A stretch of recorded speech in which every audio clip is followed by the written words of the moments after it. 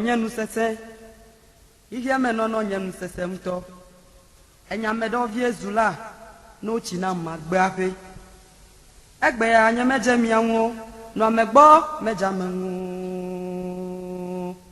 egbe kigbe he apopolo kude ape onya odidi me mejolo meye dalo ihe me agama gbale de wo tro na esiai ne ma won lokode nche ma bazu ame bedeka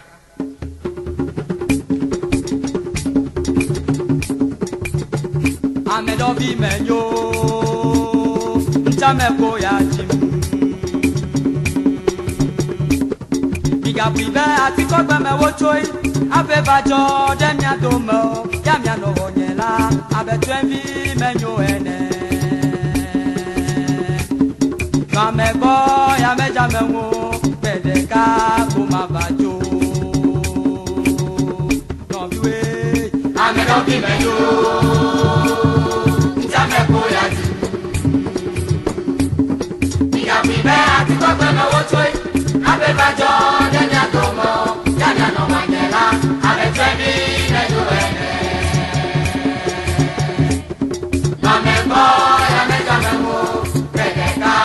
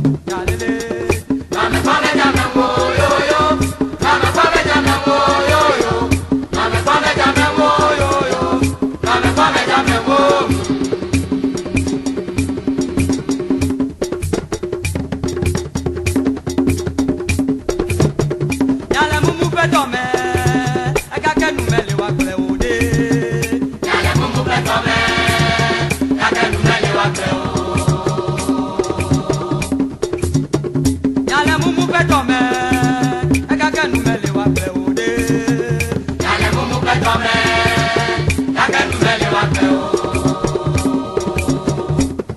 na okenu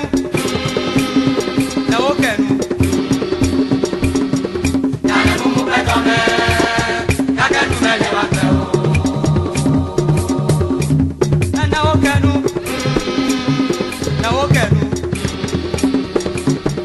Yale mumu pe tome kaka numele wa pe o yala mumu betome akaka numele wa pe o jalele Yale mumu pe tome kaka numele wa pe o yala mumu betome akaka numele wa pe o jalele Yale mumu pe tome kaka numele wa pe o na okenu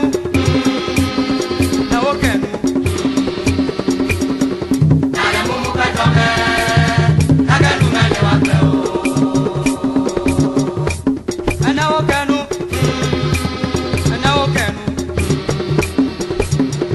Yale mumu pe tome kaka numele wa pe o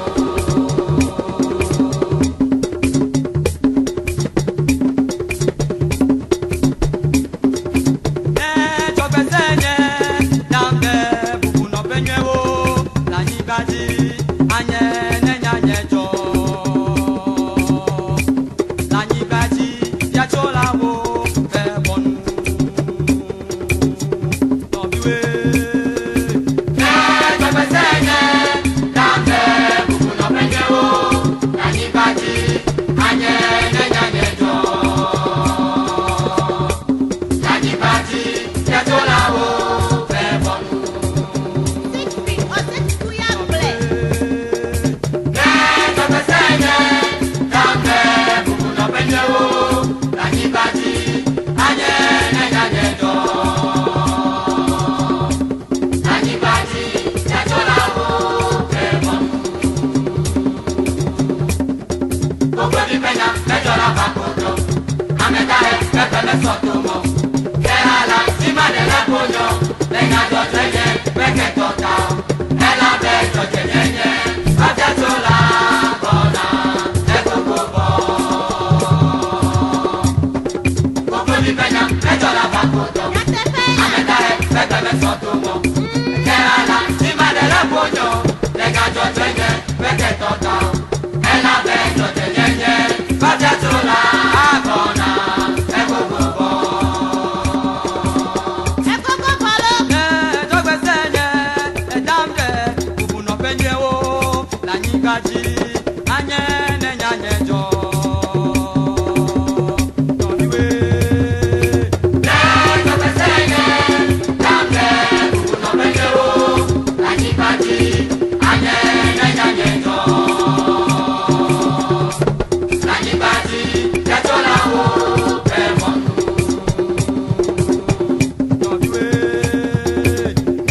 Chokbesenye dambe bubu no benyewo la nyibaji anye nenyanye jo. La nyibaji ya tola wo fe bonu. Gbogbo ní pẹ́yà mẹ́jọ la bá kojú. Amẹ́ta ẹ̀ pẹ́pẹ́ mẹ́sàn tó mọ̀. Kẹ́hà la tí má dẹ̀ lẹ́kọ̀ọ́jọ. Lẹ́yìn àjọ tẹ́yẹ pẹ́kẹ́ tọ̀ta. Ẹ lábẹ́ ìjọ̀jẹ̀ yẹnyẹ. Bàjẹ́ tó la bọ̀nà ẹ gbogbo bọ̀. Gbogbo ní pẹ́yà mẹ́jọ la bá kojú. Amẹ́ta ẹ̀ pẹ́pẹ́ mẹ́sàn tó mọ̀. Kẹ́hà la tí má dẹ̀ lẹ́kọ̀ọ́jọ. Lẹ́yìn àjọ tẹ́yẹ pẹ́kẹ́ tọ̀ta. Ẹ lábẹ́ ìjọ̀jẹ̀ yẹnyẹ. Bàjẹ́ tó la bọ̀nà ẹ gbogbo bọ̀. amegbetɔ nye lãsesẽ le nɔvie ŋu blɛgbe yeyeye kunyegbe blɛgbe nyimenya ɔta nyime wadzrɔ nyime dzua mɔ nyimenya le ketse woli efu ye ɔlo labe nyimenya fi ne ma la ble ɖo agblemɔdzi ma la ble ɖoa asime ya etɔme ya nyemenya o egbe la wogbeta ya lo labe nyemenya fi ne ma la ble ɖo Kpɔɖa, amegbetɔ me gasie kuku le woe lo. Mi da asi ɖa le fulele kple dzroawa ŋu. Ne mi wa ɖeka sia.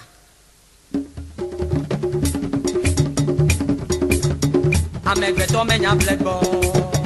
Amegbetɔ menya dɔ le gbɔ. Amegbetɔ menya fu gbɔ. Mi wa nɔvi wa nyo. Nɔvi we. Amegbetɔ menya ble gbɔ. Amegbetɔ menya dɔ le gbɔ. Amegbetɔ menya fu gbɔ. Mi wa nɔvi wa nyo. Nɔvi we. Amegbetɔ menya ble gbɔ. Amegbetɔ menya dɔ le gbɔ. Amegbetɔ menya fu gbɔ. Mi wa nɔvi wa nyo. Yalele. Ẹgbẹ̀lọ́gbẹ̀ta yẹmẹ̀yà jẹ̀wàwà. Ẹgbẹ̀lọ́gbẹ̀ta yẹmẹ̀yà mẹ́tutù. Ẹgbẹ̀lọ́gbẹ̀ta yẹmẹ̀yà fúlẹ́lọ́. Kàbẹ̀ yẹmẹ̀yà fílẹ̀ màlàbẹ̀lú. Yalele. Ẹgbẹ̀lọ́gbẹ̀ta yẹmẹ̀yà jẹ̀wàwà. Ẹgbẹ̀lọ́gbẹ̀ta yẹmẹ̀yà mẹ́tutù. Ẹgbẹ̀lọ́gbẹ̀ta yẹmẹ̀yà fúlẹ́lọ́. Kàbẹ̀ yẹmẹ̀yà fílẹ̀ màlàbẹ̀lú.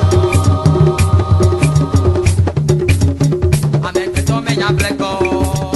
Emi dze kple fulele wɛ ɖa. Yesu be mi lɔ̃ mianɔe wo. Aɖuɖaɖu teƒe. Meat butters megale o. Nɔvi we. Amegbetɔ menya ble gbɔ. Mi ɖe dze kple fulele wɔe ɖa. Yesu be mi lɔ̃ mia